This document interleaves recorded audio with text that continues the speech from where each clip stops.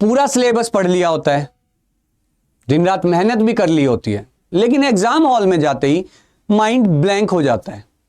पता है ऐसा क्यों होता है?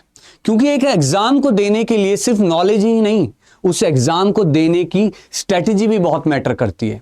और इसी परेशानी को दूर करने के लिए मैं यानी कि विकास मान एक बार फिर से सबका स्वागत करता हूं ह्यूमैनिटीज अड्डा पर।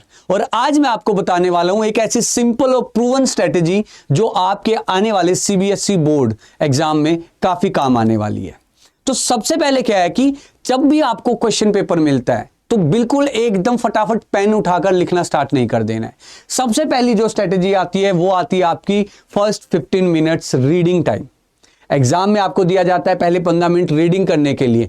वो एग्जाम में सबसे इंपॉर्टेंट आपका टाइम रहने वाला होता है। उसमें आपको सिंपल क्वेश्चंस को रीड आउट करना होता है और क्वेश्चंस में जितने भी कीवर्ड्स होते हैं, जितने भी मेन टर्म्स लिखी होती है, उनको अंडरलाइन करते हुए चलना होता है, ताकि जब आप दोबारा उस एग्जाम क्वेश्चन पेपर को रीड आउट कर रहे होगे, जब सॉल्यूशन का टाइम आएगा तो आप उन कीवर्ड्स को भूलें मत। कई बार आपको टॉपिक और या आंसर आता होता है बट आप जल्दबाजी में कुछ और ही लिखाते हो, तो इसलिए सबसे पहले आपको अंडरलाइन कर लेनी है कीवर्ड्स को। दूसरा क्या आता है कि कीवर्ड्स को अंडरलाइन करने के साथ साथ क्वेश्चंस के सामने आपको इजी, हार्ड, मॉडरेट ये भी आप लिख के चलते हैं। क्यों? क्योंकि जब क्वेश्चंस मान लो आपके लिए कोई क्वेश्चन बहुत इजी है तो आप उसके आगे जब ई लिख दोगे तो सॉल्यूशन के टाइम आपके अंदर एक अलग कॉन्फिडेंस रहने वाला है। आपको पता रहने वाला है कि ये क्वेश्चन मेरे लिए काफी इजी है, मैं इस पे ज्यादा टाइम वेस्ट नहीं करूंगा और फटाफट से इसका सॉल्यूशन मैं लिखकर अगले क्वेश्चन पर चलता रहूंगा। हमेशा आपको ये बात याद रखनी है कि पहले 15 मिनट ही आपके पूरे एग्जाम का पेस सेट करते हैं। पहले 15 मिनट ही आपका मन में ये कॉन्फिडेंस बनाते कि हाँ मैं ये पेपर दे सकता हूं, मैं एग्जाम सॉल्व कर सकता हूं, और अगर सॉल्व कर सकता हूं तो कितने टाइम में और कैसा सॉल्व करूंगा। तो पहले 15 मिनट सबसे ज्यादा जरूरी रहने वाले होते हैं और पहले 15 मिनट की ही प्लानिंग से आप एग्जाम में जो सिली मिस्टेक्स होते हैं उन सिली मिस्टेक्स से बचे रहते हो। तो पहले 15 मिनट मैंने आपको बताया कि रीडिंग टाइम है आपका। आपने नॉर्मली क्वेश्चंस को रीड आउट करना है और ये डिसाइड करना है कि कहां से स्टार्ट करना है।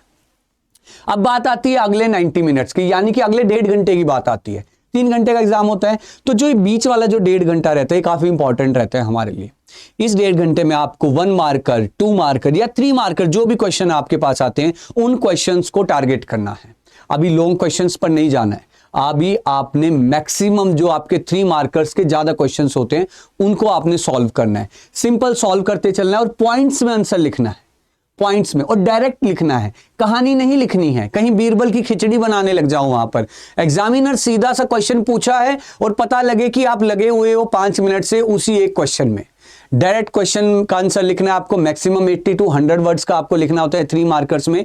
तो उसको खींचकर 200-250 वर्ड पर मत चले जाना। मानता हूं कई बार भावनाओं में बच्चे बह जाते हैं कि ये क्वेश्चन तो यार मुझे आता है, चलो इसको खींच के लिख देता हूं। नहीं लिखना है, एग्जामिनर चिढ़ जाता है। एग्जामिनर ये सोचता है कि इस बच्चे को ओवर कॉन्फिडेंस वहां उसका रिफ्लेक्ट होता है उस बच्चे का। तो 3 मार्कर्स में इस 90 मिनट्स में आपको डायरेक्ट आंसर्स लिखने हैं, टू द पॉइंट लिखने हैं और क्लैरिटी के साथ लिखने हैं। ज्यादा ऊपर नीचे कुछ नहीं करना है। Last, examiners love clear answers, तभी ये मैंने अंडरलाइन करी है क्योंकि एग्जामिनर को क्लियर आंसर्स सबसे ज्यादा पसंद आते हैं, क्योंकि उसको चेक करने में बहुत आसानी हो जाती है। फिर आता है लास्ट के 60 मिनट्स, ये आपकी एंडिंग देखते हैं। कहते हैं ना कि अंत भला तो सब भला, तो ये अंत आपको इस तरीके से करना है कि क्योंकि इसमें आपके मैक्सिमम लॉन्ग क्वेश्चन आंसर्स आने हैं। और मैं हाथ जोड़ के सबसे विनती करता हूं भाई, रिक्वेस्ट करता हूं आप सबसे कि जो भी आंसर्स आप लिखो लॉन्ग फॉर्मेट के, उनको एक स्ट्रक्चर्ड फॉर्म में लिखना है।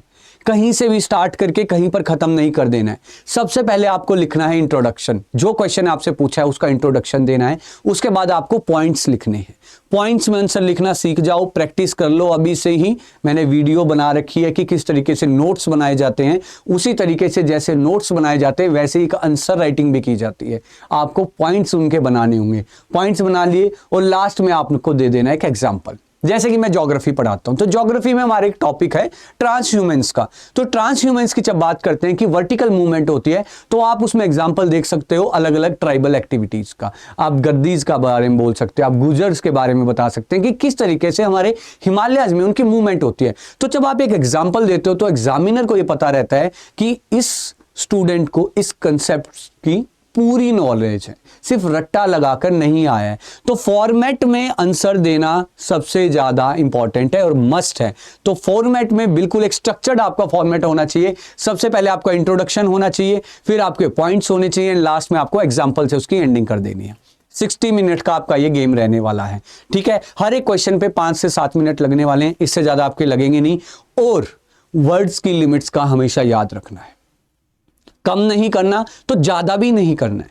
150 to 180 वर्ड्स होते हैं तो 200 to 220 to 50 कर दो। ये नहीं कि 500 वर्ड में आपने 500 वर्ड्स में एक आंसर लिख दिया है, पेज भरते चल रहे हो। वो वाली मेंटेलिटी छोड़ देना कि जितने ज्यादा पेज भरोगे उतने नंबर ज्यादा आएंगे, वो नहीं होता है। टू द पॉइंट और वर्ड लिमिट्स का आपको ध्यान रखना है। अब ये तो सारे आपका टाइम का फॉर्मेट हो गया, क्योंकि लास्ट के 15 मिनट में आपको एग्जाम को रिवाइज भी करना है, चेक भी करना है, कहीं स्पेलिंग मिस्टेक तो नहीं करी है, कोई ग्रामर मिस्टेक तो आपने नहीं करनी है, कोई क्वेश्चन तो मिस आउट नहीं कर दिया है। तो उसके लिए भी लास्ट के 15 मिनट आपके होने चाहिए। जैसे पहले रीडिंग का था, ऐसे ही लास्ट के 15 मिनट आपके उस चेक करने में, ठीक है, कि कोई क्वेश्चन मिस तो नहीं कर दिया है ना, इस टाइप के लिए। और लास्ट में आता है आपके लिए गोल्डन रूल्स। ये गोल्डन रूल्स भाई बिल्कुल याद कर लेना। हिंदी में लिख के लाया हूं, इंग्लिश में लिख के लाया हूं, ताकि भूलो मत। हमेशा पॉइंट्स में लिखो, पैराग्राफ में नहीं लिखना है आंसर। दूसरा, कीवर्ड्स अंडरलाइन करो, नीट मैप्स और डायग्राम बनाओ। मैप्स, फ्लो चार्ट जितने अच्छे से बनाओगे उतनी एग्जामिनर को आपके बारे में क्लैरिटी रहने वाली कि स्टूडेंट को बहुत अच्छे से आता है। वर्ड लिमिट्स को फॉलो करना है। हार्ड क्वेश्चंस को अटेम्प्ट, हर क्वेश्चन को अटेम्प्ट करो, हर क्वेश्चन को अटेम्प्ट करना है, चाहे आपको 2 लाइन आती हो चाहे 3 लाइन आती हो। क्वेश्चन खाली छोड़कर नहीं आना होता। मैं हमेशा हर स्टूडेंट को बोलता हूं कि आपको चाहे एक ही लाइन क्यों ना आती हो, क्वेश्चन अटेम्प्ट जरूर करो। क्योंकि जब आप एक लाइन लिखना स्टार्ट करते हो, 1 से 2, 2 से 3, 3 से 4, अपने आप वो टॉपिक आपके माइंड में रिकॉल होता रहता है। तो लिखना हमेशा स्टार्ट करना है, हर क्वेश्चन को अटेम्प्ट करना है, कभी भी खाली नहीं छोड़कर आना है। और लास्ट सबसे जरूरी, एग्जाम हॉल में काम रहना है, स्ट्रेस में नहीं जाना है। ये नहीं सोचना है हाय मां मैं तो कहां फंस गया, कहीं नहीं भाई। अगर पूरे साल पढ़े होगे तो आप एग्जाम भी अच्छे से दोगे, और अगर पूरे साल की मेहनत को खराब नहीं करना है तो काम जरूर रहना। प्रेशर नहीं लेना है, कोई जंग के मैदान में नहीं बैठे हो, एग्जाम हॉल में बैठे हो, और वही सब्जेक्ट का एग्जाम हॉल है जो सब्जेक्ट आप पूरे साल पढ़ रहे थे। तो स्ट्रेस बिल्कुल नहीं लेना है, ठीक है।